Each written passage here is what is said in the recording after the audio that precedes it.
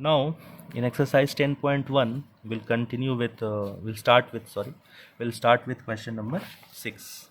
So question number 6 क्या है कि Supriya has bought a clock. Supriya ने एक घड़ी खरीदी. If she sells the clock at rupees 370, अगर वो उस क्लॉक को 370 रुपीज़ में सेल करती है तो उसे प्रॉफिट होता है, और अगर उस क्लॉक को वो 210 में सेल करती है तो उसे लॉस होता है. And the amount of profit and loss are equal, find the cost price. तो इस क्वेश्चन को मैं कुछ इस तरह से समझा देता हूँ कि सपोज़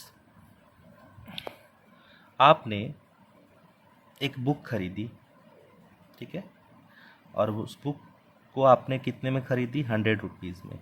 अगर उस बुक को आप 120 रुपीज़ में सेल करते हैं तो आपको प्रॉफिट होता है. कितने रुपए का प्रॉफिट होता है? 20 रुपीज़ का प्रॉफिट होता है. और उसी बुक को अगर आप 80 रुपीज़ में सेल करते हैं तो आपको लॉस हो जाता है. कितने रुपीज़ का लॉस होता है? 20 रुपीज़ का. तो ये जो लॉस है और ये जो प्रॉफिट है दोनों इक्वल है ना, दोनों का अमाउंट. बस इस क्वेश्चन में भी कुछ ऐसा ही कह रहा है, ठीक है. So let's move to the solution. Question number 6. तो मैंने लेट किया कि cost price of the clock is rupees x. मान लेते हैं कि इस क्लॉक का जो कॉस्ट प्राइस है, मतलब सुप्रिया ने जो क्लॉक को ख़रीदा है वो एक्स रुपीज़ में ख़रीदा है. So according to the question, amount of profit is equal to the amount of loss. Profit निकालने का फॉर्मूला क्या है? Selling price minus cost price. Profit के केस में सेलिंग प्राइस ज़्यादा होता है, कॉस्ट प्राइस कम होता है. और लॉस निकालने का फॉर्मूला क्या है? Cost price minus selling price. जब कॉस्ट प्राइस ज़्यादा हो जाए, सेलिंग प्राइस कम हो जाए तो लॉस हो जाता है, तो C P minus S P. अगर प्रॉफिट हो रहा है तो सेलिंग प्राइस कितना रखा सुप्रिया ने? 370. कॉस्ट प्राइस कितना है? एक्स है. कॉस्ट प्राइस कितना है? एक्स है.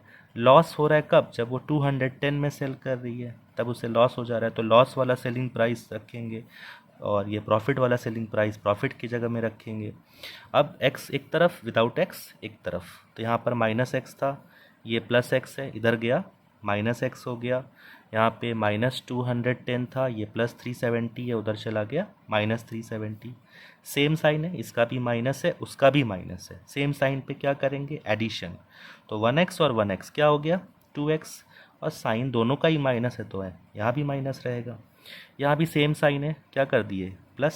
सेम साइन रहने पे एडिशन, तो इन दोनों को प्लस किए. 300 और 200, 500, 70 और 10, 80, 580 आ गया. और दोनों में बड़ा कौन है? ये. तो उसका साइन माइनस है तो माइनस, या दोनों का ही माइनस है तो माइनस में ही आ जाएगा. अब क्या हो गया? ये माइनस और ये माइनस कैंसल्ड, और ये 2 जब उधर गया तो डिवाइड में चला गया. इसको डिवाइड करोगे कितना आ जाएगा? 290. तो 200, ये तो आंसर हो गया. अब मैं थोड़ा वेरीफाई कर दे रहा हूँ ताकि आप सबको समझ में आए. उसने कितना में ख़रीदा था? 290 में. अब 290 का जो क्लॉक है अगर उसको 370 में सेल किया जाए तो कितना प्रॉफिट होगा? 80 रुपीज़ का प्रॉफिट होगा. और 290 के क्लॉक को अगर 210 में सेल किया जाए तो कितना का लॉस होगा? 80 रुपीज़ का लॉस होगा. और दोनों क्या हो गया? Amount of profit amount of loss equal होगा. बस यही क्वेश्चन में कहा जा रहा था.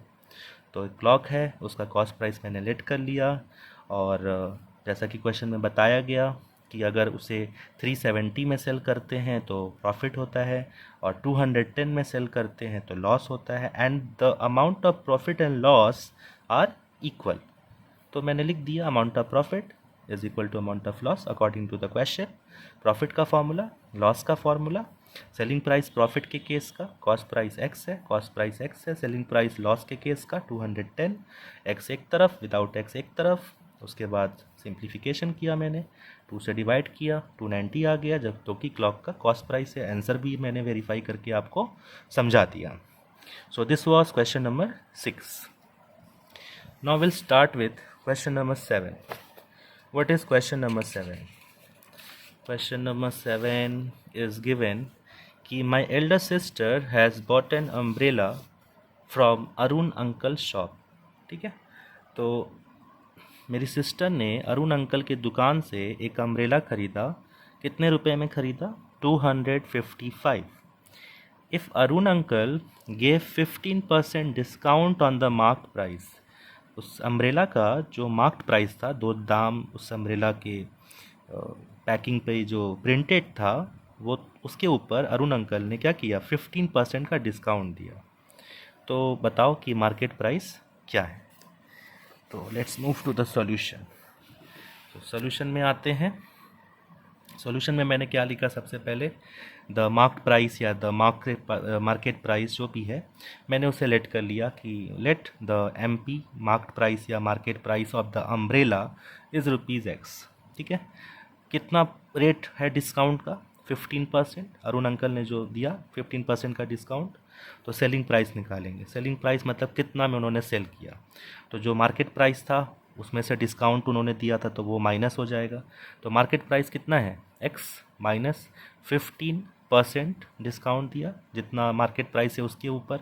तो 15% ऑफ x, परसेंट का साइन हटाएंगे नीचे 100 आ जाएगा। और 15 पर जैसे कि एक बुक है उसका दाम ₹100 है, उस पर लिखा हुआ है किताब के ऊपर, और आप किसी शॉपकीपर के पास गए, शॉपकीपर ने आपको 10% का डिस्काउंट दिया। तो 10% ऑफ व्हाट, जो दाम छपा हुआ है, कितना छपा हुआ है 100। अब 100 का 10% निकालना है, परसेंट का साइन हटाया, नीचे 100, ऑफ मतलब मल्टीप्लाई, कट गया। कितने रुपए का डिस्काउंट दिया शॉपकीपर ने, ₹10 का।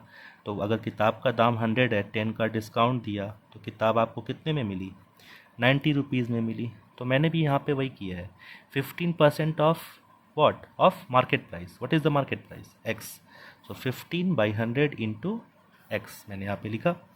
अब यहाँ पे मैंने क्या किया, एलसीएम लिया। तो 101 का LCM 100, 100 into x 100x, 100 cut गया, ऊपर से 15x, 100 से 15 माइनस कर दो 85x/100, ये आ गया सेलिंग प्राइस। तो मैंने जो यहाँ पे सेलिंग प्राइस निकाला और बुक में जो 255 सेलिंग प्राइस अम्ब्रेला का दिया हुआ है, they must be equal, right. So this 85/100 will go on that side, it will become 100/85। ये जब यहाँ से उधर जाएगा तो ये 85/100 से इसका उल्टा हो जाएगा 100/85। इसे आप सिंप्लीफाई करोगे, आंसर आ जाएगा कितना 300। यानी उस अम्ब्रेला का जो दाम प्रिंटेड था वो था 300। अब उसका 15%, 15/100 कितना हो गया, ₹45 उन्होंने क्या किया, डिस्काउंट दिया। तो 300 से 45 माइनस करो, कितना आ जाएगा 255।